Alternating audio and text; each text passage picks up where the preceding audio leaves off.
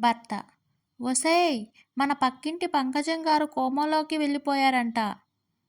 భార్య: మొన్న మన ఇంట్లో పూజ ఉంది రండి అని అంటే రాలేదు. ఆవిడ వాళ్ళ ఆయన మాత్రం కోమాలోకి, గోవాకి మాత్రం బాగా తిరుగుతున్నారు. భర్త: ఒసేయ్ బుర్ర తక్కువదానా, ఆవిడికి ఒంట్లో బాగాలేక కోమాలోకి వెళ్ళారంట. భార్య: ఒంట్లో బాగా లేకపోతే ఇంట్లో ఉండాలి కానీ అక్కడికి ఇక్కడికి తిరుగుతారా ఏంటండి? అయినా మన ఇంట్లో పూజకు రాని వాళ్ళ గురించి నాకెందుకు చెప్తున్నారు? నాకు చెప్పకండి ఆవిడ గురించి. రాము: అదేంటండి, పెళ్లి భోజనం ప్లేట్లో ఫుడ్తో పాటు టాబ్లెట్లు టానిక్లు ఇస్తున్నారు?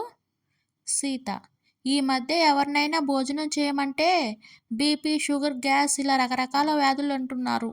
అందుకే ఫుడ్తో పాటు మందులు కూడా అందిస్తున్నాం.